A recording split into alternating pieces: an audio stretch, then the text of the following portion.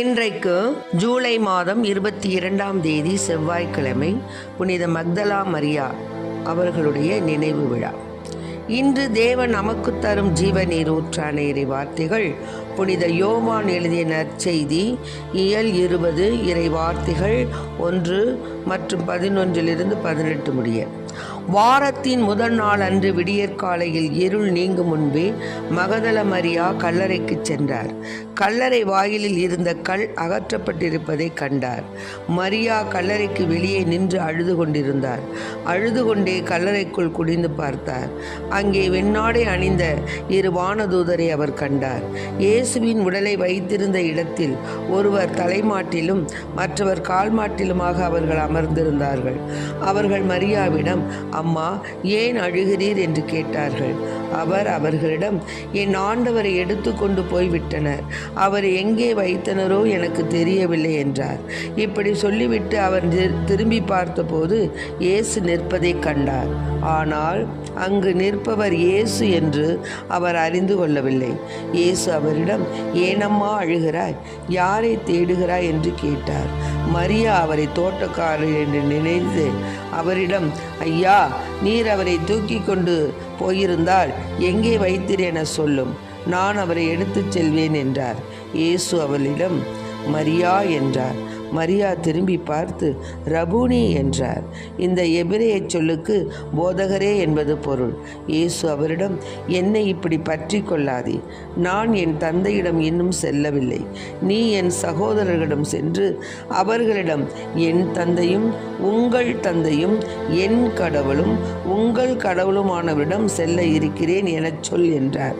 மகதலா மரியா சீடரிடம் சென்று, நான் ஆண்டவரை கண்டேன் என்றார். தம்மிடம் இயேசு கூறியவற்றையும் அவர்களிடம் சொன்னார். ஆண்டவரின் அருள்வாக்கு. கிறிஸ்துவே மக்கு புகழ். இறைவனின் புகழ் பாட இங்கே இதயங்கள் பல கோடி,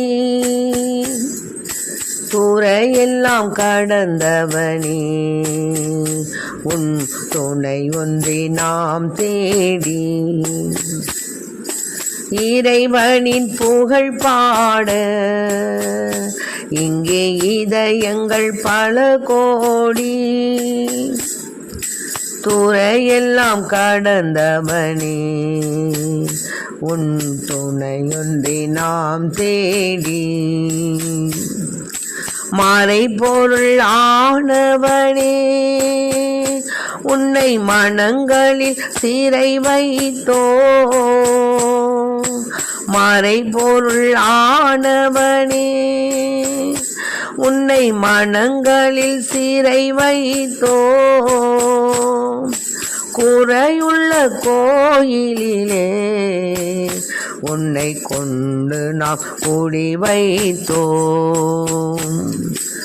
இறைவனின் புகழ் பாட இங்கே இதயங்கள் பல கோடி,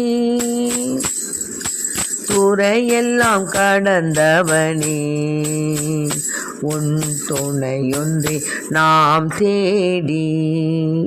ஆம், இன்று நம் தேடல் பல வகையாக இருக்கிறது. அன்று மரிய மதலினாள் இயேசுவை தேடினாள். தேடல் மனித வாழ்வின் இறுதி மூச்சு வரை நடைபெறக்கூடிய நிகழ்வு.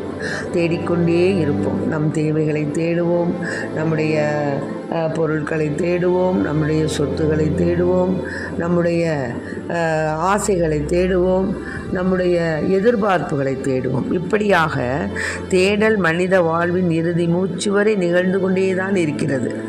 ஆனால் இறைவனால் படிக்கப்பட்ட மனிதர்களாகிய நாம் யாரை தேடுகின்றோம், எதை தேடுகின்றோம் அப்படிங்கிறதுல தான் நம்முடைய வாழ்வுடைய அர்த்தம் இருக்குது.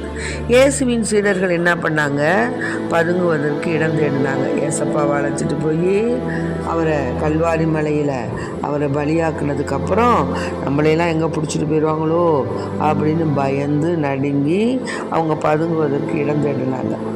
பரிசேயர்கள் என்ன பண்ணாங்க, இயேசுவினுடைய உயிர்ப்பை மறைக்க குறுக்கு வழி தேடினாங்க.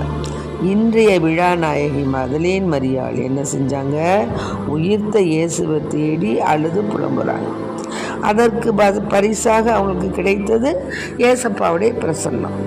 அதுவும் முதலாக வரலாற்றில் பைபிளில் இடம்பெறக்கூடிய புனிதவதியாக பல்வேறு பாவங்கள் பல செய்த நிலையிலும் தன்னைத்தானே அவள் மனமுருக நெஞ்சுருக மனம் நொறுங்குண்டவளாய் அவள் பாவ மன்னிப்பு பெற்றவளாய் இயேசுனுடைய அந்த வார்த்தையை கேட்டுக்கொண்டு மரியா எப்படி நல்ல பங்கை தேர்ந்தெடுத்தாலோ அதுபோல மரிய மதலினால் நல்ல பங்கை மதலேன் மரியாள் உயர்த்த இயேசுவை தேடி அழுது புலம்புகிறார். அதற்கு பரிசாக அவளுக்கு கிடைத்தது இயேசுனுடைய பிரசன்னம். அதுவும் முதலாக நமது உள்ளம் இறைவனை தேடும் பொழுது அவருடைய தனிப்பட்ட அன்பு மக்களாக அவருடைய இதயத்திலே இடம் பிடிப்போம். இறைவா, என் இதயம் அமைதி கொள்ளவில்லை, அது உம்மிலே இளைப்பாறுதல் வரை அடையும் வரை என்ற புனித அகுஸ்தினாருடைய வார்த்தைக்கு ஏற்ப நாம் புனித மரிய மதலேனாளை போல உயிர்த்த இயேசுவை தேடி அவள் கண்டு இறை பிரசன்னத்தை பார்த்தது போல நாமும் இறை பிரசன்னத்தை பார்த்தவர்களாய் இறைவனில் அவருடைய அன்பில் மூழ்கியவர்களாய் இறைவனின் இரக்கம் பெற்றவர்களாய் வாழ முயற்சிப்போம். ஆமென். Praise the lord. மரியே வாழ்க.